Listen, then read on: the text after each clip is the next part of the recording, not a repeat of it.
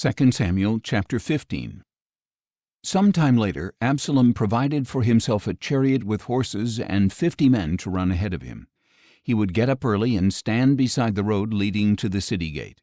Whenever anyone had a grievance to bring before the king for a decision, Absalom would call out and ask, "What city are you from?"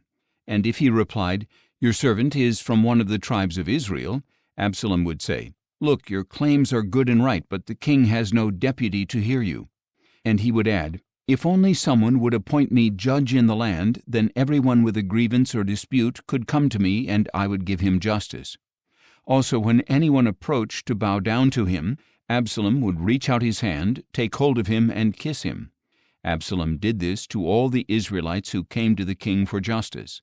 In this way he stole the hearts of the men of Israel. After 4 years had passed, Absalom said to the king, "Please let me go to Hebron to fulfill a vow I have made to the Lord. For your servant made a vow while dwelling in Geshur of Aram, saying, 'If indeed the Lord brings me back to Jerusalem, I will worship the Lord in Hebron.'" "Go in peace," said the king. So Absalom got up and went to Hebron. Then Absalom sent spies throughout the tribes of Israel with this message: "When you hear the sound of the horn, you are to say, 'Absalom reigns in Hebron.'" 200 men from Jerusalem accompanied Absalom. They had been invited as guests, and they went along innocently, for they knew nothing about the matter.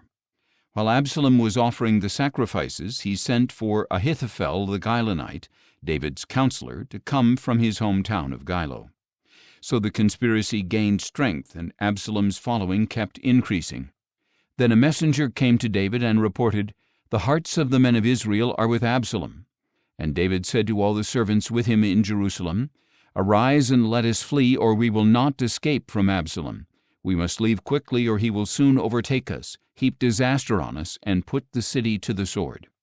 The king's servants replied, "Whatever our lord the king decides, we are your servants." Then the king set out, and his entire household followed him, but he left behind 10 concubines to take care of the palace. So the king set out with all the people following him. He stopped at the last house, and all his servants marched past him, all the Kerethites and Pelethites and 600 Gittites who had followed him from Gath. Then the king said to Ittai the Gittite, "Why should you also go with us? Go back and stay with the new king, since you are both a foreigner and an exile from your homeland. In fact, you arrived only yesterday.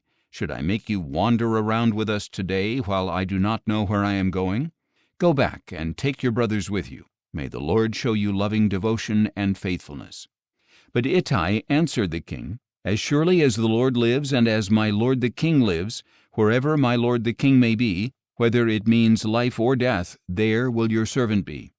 "March on then," said David to Ittai. So Ittai the Gittite marched past with all his men and all the little ones who were with him. Everyone in the countryside was weeping loudly as all the people passed by. And as the king crossed the Kidron Valley, all the people also passed toward the way of the wilderness. Zadok was also there, and all the Levites with him were carrying the ark of the covenant of God. And they set down the ark of God, and Abiathar offered sacrifices until the people had passed out of the city.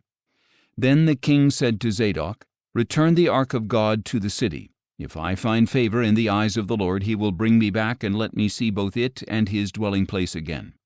But if he should say, 'I do not delight in you,' then here I am. Let him do to me whatever seems good to him." The king also said to Zadok the priest, "Are you not a seer? Return to the city in peace, you with your son Ahimaaz, and Abiathar with his son Jonathan. See, I will wait at the fords of the wilderness until word comes from you to inform me."